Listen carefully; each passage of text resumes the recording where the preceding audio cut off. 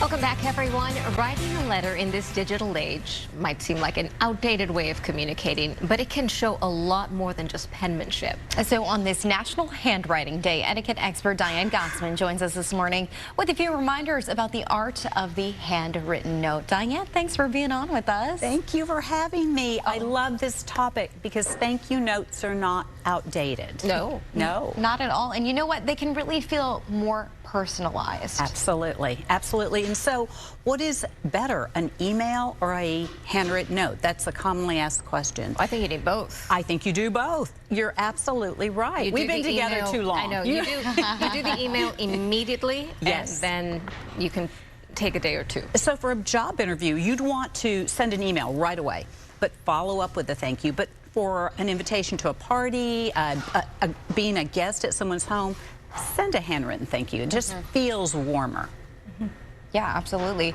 Social versus business, there are different types of thank yous to write, and what type of cards should you have on hand? So when you think about writing that thank you note, you're hopefully going to have a selection of cards. So when you're at the office, you have some business cards for a thank you. A more formal letter, you're going to write a little more formal, use a formal card.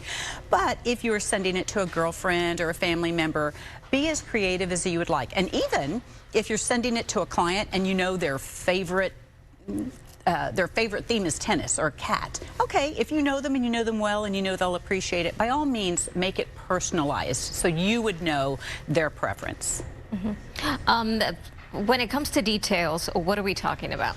So details means when you look at that envelope, you don't want to see a strikeout. You know, nothing is worse, at least for me, when I see my name, and it's scratched out because they put an A at the end instead of the E, and then the zip code has been marked off because they did it wrong. So just make sure the envelope is as nicely written as the inside.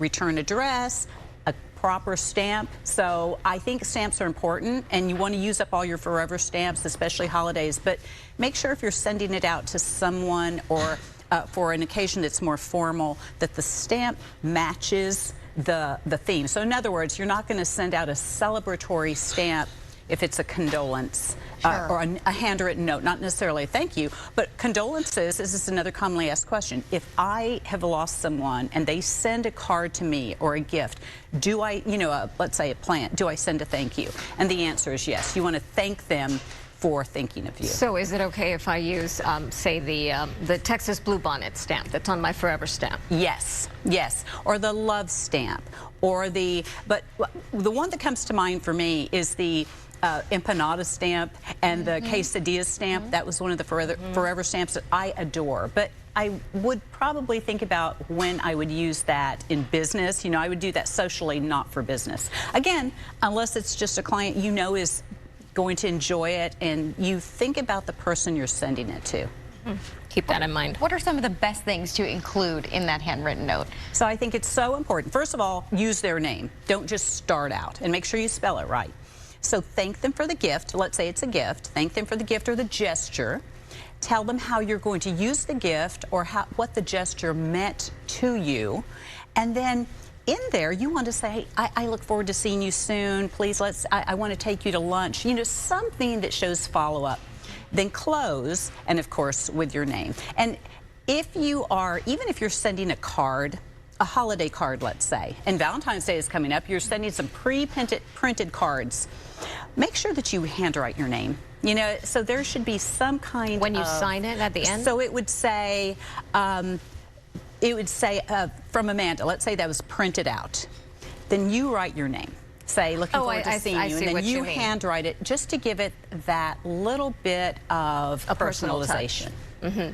So the person who's receiving the letter knows, oh, Amanda actually... She actually saw it. She did it herself.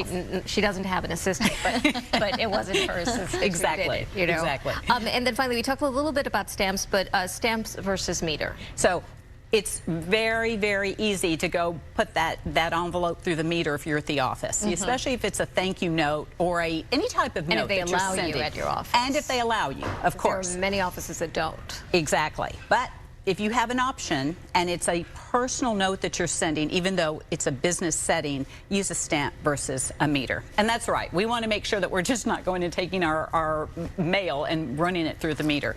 But sometimes if you're sending something from the office to a client, you're going to meter it. That's fine. But if it's a thank you note, use a stamp. And then just as a quick question that I just have off the top of my head is, when I address the person, do I say dear? Do I say hi? Do I just use the name? So you could say dear. You could say hello, Amanda. I'm so happy that I got to see you last Thursday. Thank you so much. So it doesn't always have to be dear Diane. Exactly. It can be hi Diane. It could be hi Diane. Good morning.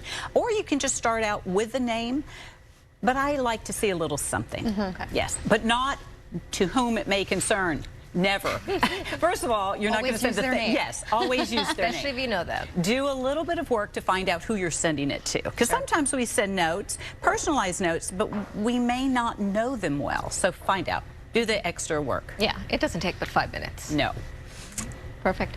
Diane, thank you so much. It's always good seeing you. Good to see you both. And we'll be right back.